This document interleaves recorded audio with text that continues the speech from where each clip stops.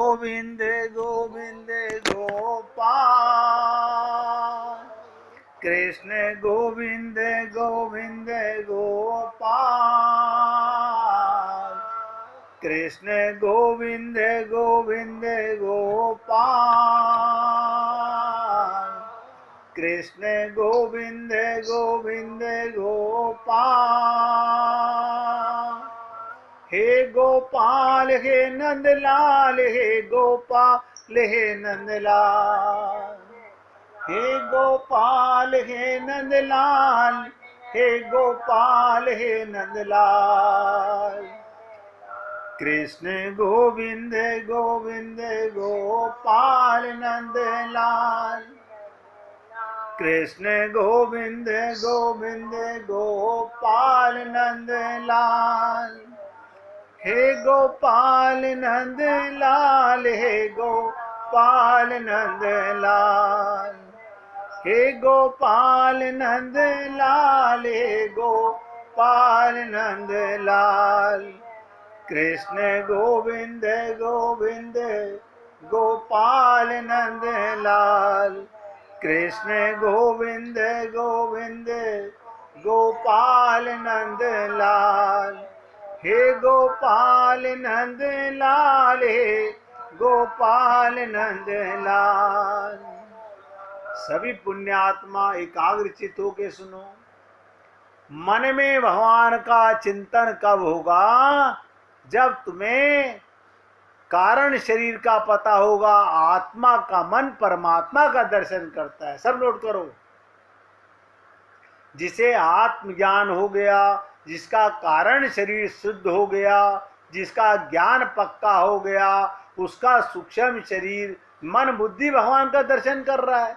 अब बताओ, आंखें हो के ना हो? मैं कई बार पहले सोचता था ये सूरदास जी को भगवान कैसे दिख रहे हैं। उनके गुरु थे वल्लभाचार्य जी। वल्लभाचार्य जी सूरदास के गुरु थे। जब सूरदास जी से पूछा कि तुमको क्या दिख रहा है, अब उनके मन से क्या दिख रहा था? बोले गुरुदेव, आपकी गोदी में राधा कृष्ण, एक तरफ राधा बैठी हैं, एक तरफ कृष्ण बैठे हैं, और दोनों मुझे ठग रहे हैं। बोले तुम्हें ठग रहे हैं? बोले कैसे? कभी राधा कृष्ण बन जाते हैं, कभी कृष्ण राधा बन जाते हैं। तब उन्होंने नाम दीक्षा दी कि देखो, इसके मन के चक्षु खुल गए हैं, इसे कारण शरीर का ज्ञान हो गया है। सूरदास जी ने बचपन में अपना घर छोड़ दिया था, अपने को शरीर नहीं माना। ये उनके पूर्व जन्मों के कर्म का फल था। और आप और हम लोग सत्संग सुनते हैं, फिर भी अपने को स्त्री पुरुष मानते हैं। देखो कमाल है। मन बुद्धि चित्त सब बिगड़ा हुआ है, क्योंकि कारण शरीर का पता नहीं।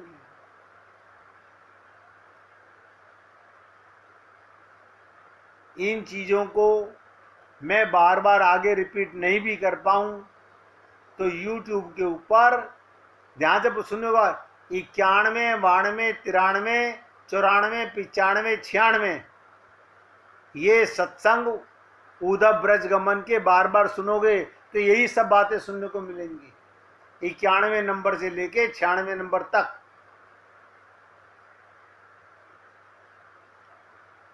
तो आज तुम्हारी आंख नहीं दिख रहे हैं, कल दिखेंगे, निश्चय समझो। इसी का नाम सरदार विश्वास है। अभी शरीर का मन था, इसलिए भगवान का दर्शन नहीं होता। अभी आत्मा का मन बन गया, परमात्मा का मैंने अपने को अंश मान लिया।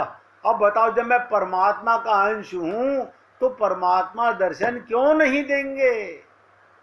ये अंतर है हम में और गोपियों में। अब जो बात आगे बताने जा रहा हूं बहुत इंपॉर्टेंट है, पूरी एकाग्रता से सुनिएगा। जब लोग भगवान के रास्ते पर, भक्ति के रास्ते पर, प्रेम के रास्ते पर श्रद्धा और विश्वास के रास्ते पर चलते हैं,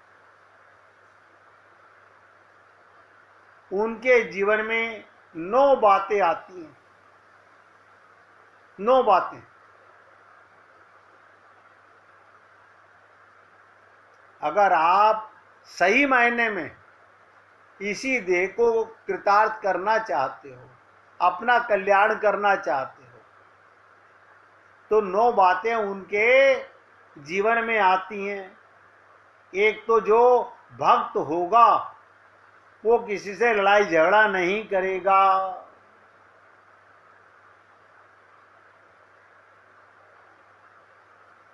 नोट कर लो, किसी से लड़ाई झगड़ा नहीं करेगा, नहीं तो द्वेष हो जाएगा। मन में राग भी रहेगा और द्वेष भी रहेगा। वो ईश्वर का चिंतन छोड़कर दुश्मन का चिंतन करने लगेगा। मन क्या करेगा? मन में ही तो राग और द्वेष है, मन में ही तो ममता मोह आसक्ति है। अब मन तो भगवान से प्रेम करता नहीं, तो ये राग द्वेष ही आएगा संसार का। ये मेरा बेटा, ये मेरा पति, यही आएगा। या तो दिव्य चीज होगी या जड़ चीज होगी। भक्ति के मार्ग पर चलने वाला अपराधी को भी माफ कर देगा। ये एक बात बताइए मैंने आपको, भक्ति के मार्ग पर चलने वाले में एक गुण क्या? एक तो जो भक्त होगा वो किसी से लड़ाई झगड़ा नहीं करेगा, ना किसी से राग ना किसी से द्वेष।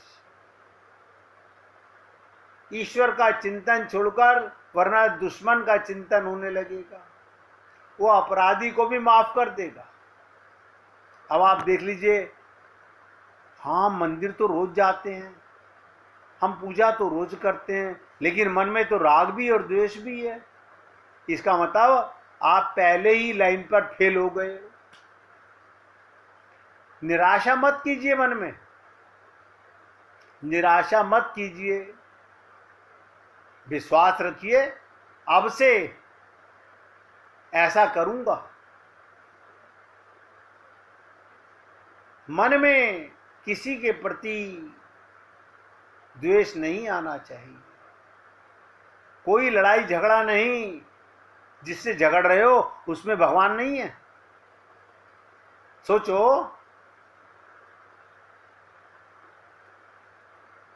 अपराधी को भी माफ कर दोगे अगर आपका ये एक गुण आप में आ गया। दूसरा सुनो, 1 मिनट भी समय मिल जाए, 1 मिनट भी, अरे हमारे पास तो काम ही कोई नहीं है, हम तो सारा दिन फोन पे लगे रहते हैं। कौन आया, कौन गया, किससे मिला, क्या किया, क्या खाया, क्या बनाया। अच्छा, समय होने के बाद भी ये बातें करते हो? हाँ, और क्या करेंगे? इसका कारण बता देता हूं। आपके मन में अभी आत्मज्ञान नहीं है, आपने अपने को आत्मा माना ही नहीं है। अगर आत्मा मानते, कारण बीज गलत है, माना हुआ गलत है। हमसे तो कोई संसार की बात नहीं करता, क्योंकि हम किसी से नहीं करते। 1 मिनट भी समय मिल जाए, उसमें भगवान का भजन करना, समय व्यर्थ नहीं बिताना।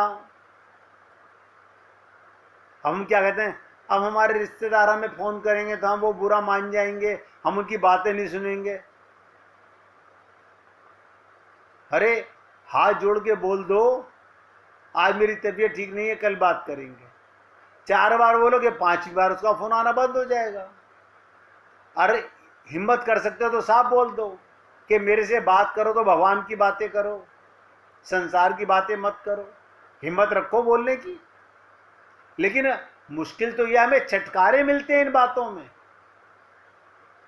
संसार की बातों में मजा आता है, जैसे चाट पापड़ी खाने में मजा आता है, ऐसे ही संसार की बातों में मजा आता है। कारण क्या है? मन बिगड़ा हुआ है। और मन क्यों बिगड़ा हुआ है? क्योंकि हमें कारण शरीर का पता नहीं है।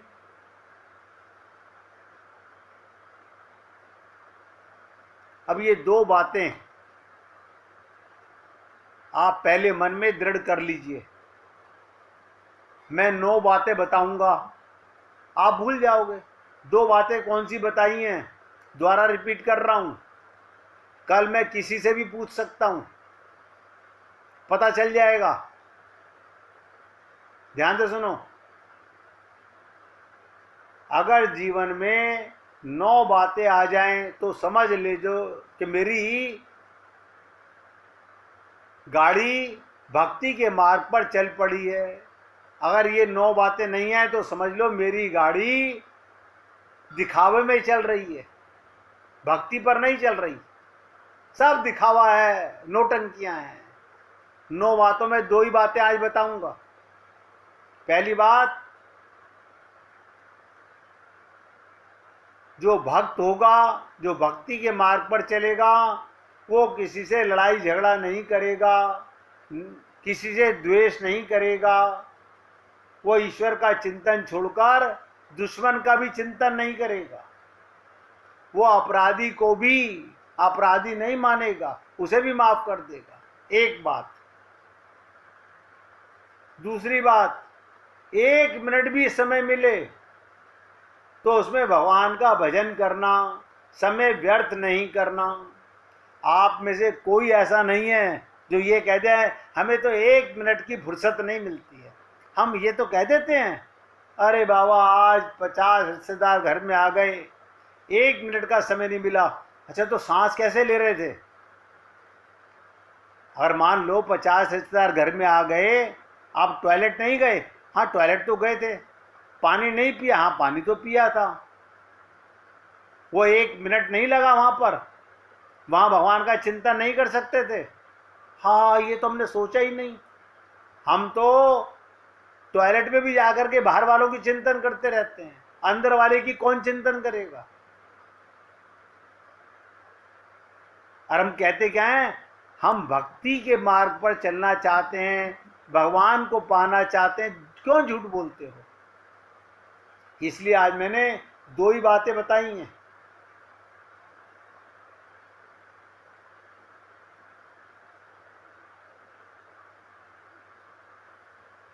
तीसरी बात कल बताऊंगा जो बहुत इंपॉर्टेंट है और हम सब के लिए मील का पत्थर साबित होगी, हम सब के लिए। अब आज ध्यान से सुनिएगा। कल मैं चर्चा कर रहा था भगवान श्री कृष्ण के प्रति अनन्य प्रेम होने में ही इस जीवन की सार्थकता है। अनन्य प्रेम माने मेरे तो गिरधर गोपाल दूसरो ना कोई। और किसी भक्त को भजन सुनाना हो तो निकाल के रखना भैया, वरना कीर्तन करेंगे। कोई जबरदस्ती नहीं है, मन में हो तो निकाल के रखना। जिस बड़भागी से इस दिव्य अनन्य विशुद्ध प्रेम का पान कर लिया,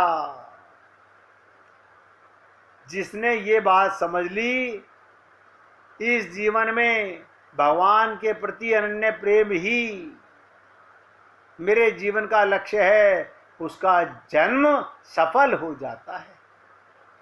उसकी युग युगों की जन्म जन्मांतरों की पिपाशा बुझ जाती है, उसका हृदय शांत हो जाता है, भाव ताप समाप्त हो जाते हैं। ऐसा प्राणी भगवत प्रेम की पावन गंगा में स्नान करके ही पूर्ण शांति को प्राप्त कर सकता है। यही वो परम रस है, नोट करो, यही वो परम रस है जिसे पीकर मनुष्य सिद्ध, अमर और तृप्त हो जाता है। तीनों चीज नोट कर लो।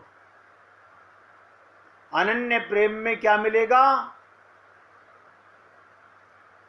परम रस,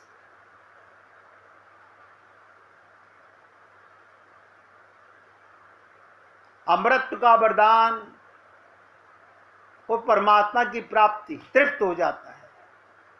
ये नारद भक्ति सूत्र में बताया गया। जिस प्रेम के प्राप्त होने पर मनुष्य ना तो किसी वस्तु की इच्छा करता है, ना किसी का शोक करता है, ना किसी से द्वेष करता है, ना किसी वस्तु में आसक्त होता है। उसे उत्साह होता है हर पल भगवान के प्रेम का। प्रेम साधन भी है और साधनों का फल यानी साध्य भी है। प्रेम ही साधन है और प्रेम ही साध्य है। प्रेम के मार्ग पे चलने वाला परम प्रेमी को पा जाता है। प्रेम के मार्ग पर परमात्मा की ही भांति प्रेम का स्वरूप भी अनिर्वचनीय है। गूंगे का गुड़ है, गूंगे की स्वाद की तरह ये वाणी का विषय नहीं होता। इसलिए प्रेम का स्वरूप अलौकिक बताया गया है। प्रेम लौकिक नहीं होता, प्रेम अलौकिक होता है। शब्दों से नहीं बताया जा सकता, क्योंकि वो लोक से सर्वदा विलक्षण है। वो मरने वाले शरीर, मरने वाले संसार से अलग आत्मा का प्रेम है।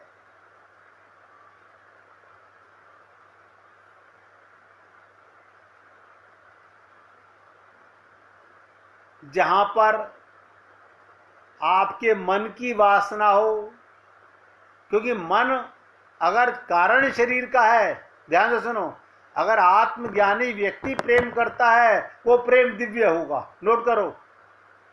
और कोई शरीर मानने वाला प्रेम करता है तो उसका शरीर प्रेम भी वासना का होगा। इतना बड़ा अंतर है। गोपियां भगवान को पति रूप में प्रेम करती हैं, उनमें वासना नहीं है, उनका प्रेम दिव्य है, क्योंकि उनका कारण दिव्य है, उनका मन दिव्य है। यही बात गोदा जी बताना चाहती हैं, लेकिन हम नहीं समझ पाते। जहां प्रेम नहीं, आसक्ति मूलक मोह है, वो शरीर मानकर संसार में आसक्त है, यही मोह है। लौकिक प्रेम का अवलंबन क्षणिक नाशवान होता है। प्रेम वो नहीं जो खाया और स्वाद चला गया।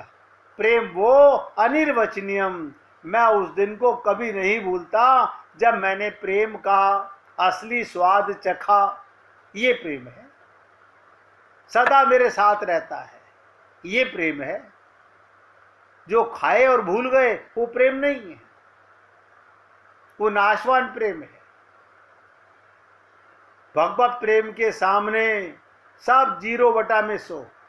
भगवत प्रेम में यदि किसी कामना से किया जाए तो सकाम कहलाता है। ध्यान से सुनो, भगवत प्रेम भी, गोपियां भगवान से प्रेम करती हैं, उनकी कामना भी, उनकी डिजायर भी, उनकी इच्छा भी सकाम भक्ति कहलाती है, क्योंकि उन्हें आत्मज्ञान है। सकाम प्रेम में दिव्यता, अनन्यता एक चीज से मिलती है, उन्हें कारण का पता है, इसलिए वो एक निष्ठ अनन्यता रहती है। इसी प्रकार जिस व्यक्ति की शरीर की कामनाएं केवल शरीर तक लिमिटेड है, नियुक्त हैं, वो भगवत प्रेम नहीं पा सकता, क्योंकि उसे शरीर का ज्ञान है। दिव्य, अनन्य, विशुद्ध प्रेम, तीनों गुणों से अतीत, प्रतिक्षण बढ़ने वाला, कभी घटता नहीं, वो सूक्ष्म से सूक्ष्म होता है। अब देखिएगा, सूक्ष्म शरीर भक्ति करता है, मन बुद्धि चित्त से भक्ति होती है। अब मन से आप जब चाहो कृष्ण को अपना पति बनाओ, पिता बनाओ, जिससे तुम्हारा प्रेम है, अगर उसमें भगवान का ध्यान करते हो तो वही दिव्य प्रेम है, क्योंकि भगवान सबके हृदय में बैठा हुआ है।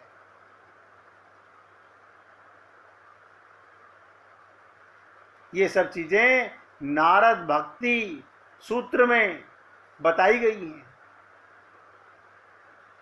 मैं तो आप लोगों से निवेदन कर रहा हूं और आज अपने शब्दों को यहां विराम दे रहा हूं। कल फिर आपके साथ जो बातें मैंने बताई, भक्ति के मार्ग पे चलने वाले 2 पॉइंट मैंने बता दिए हैं, बाकी की चर्चा कल करूंगा। और इन दोनों बातों को 3 बार रिपीट कर दिया है। जो भी भक्त सुनाना चाहेगा हमें हार्दिक खुशी होगी। अब लगता है बाई जी भजन सुनाना चाहती हैं, उनके मुखारविंद से भजन सुनिए। सुनाइए बाई जी।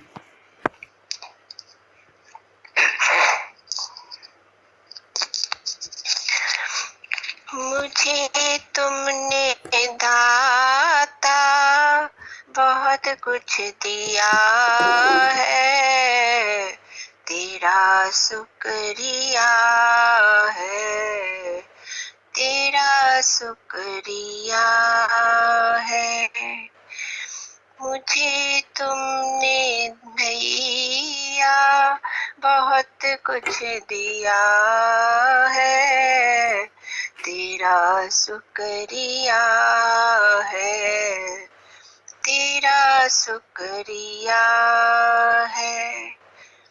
न मिलती अगर दी हुई दात तेरी, तो क्या थी जमाने में औकात मेरी।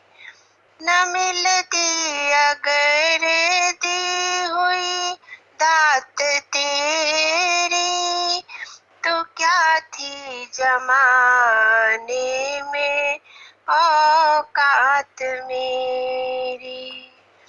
तुम्ही ने तो जीने के काबिल किया है, तेरा शुक्रिया है, तेरा शुक्रिया है। मुझे है सहारा तेरी बंदगी का, है जिस पर गुजारा मेरी जिंदगी का। मिला मुझको जो कुछ तुम्ही से मिला है, तेरा शुक्रिया है, तेरा शुक्रिया है। किया कुछ न मैंने, शर्मसार हूँ मैं, तेरी रहमतों का तलबगार हूँ मैं। दिया कुछ नहीं बस लिया ही लिया है, तेरा शुक्रिया है, तेरा शुक्रिया है। मिला मुझको जो कुछ बदौलत तुम्हारी, मेरा कुछ नहीं सब है दौलत तुम्हारी। उसे क्या कमी जो तेरा हो लिया है, तेरा शुक्रिया है, तेरा शुक्रिया है। मेरी ही नहीं तू सभी का है दाता, तुम्ही सबको देता, तुम्ही है खिलाता। तेरा ही दिया मैंने खाया पिया है, तेरा शुक्रिया है, तेरा शुक्रिया है, मुझे तुमने दाता बहुत कुछ दिया है, तेरा शुक्रिया है, तेरा शुक्रिया है, तेरा शुक्रिया है, तेरा शुक्रिया है। बोलिए वृंदावन बिहारी लाल की जय। जय जय श्री राधे, जय जय श्री राधे। बोलिए लाल जी का मंगल हो, सभी भक्तों का मंगल हो, गुरु जी का मंगल हो। सबको राधे राधे भैया, राधे राधे, राधे राधे, राधे राधे, सबको राधे राधे।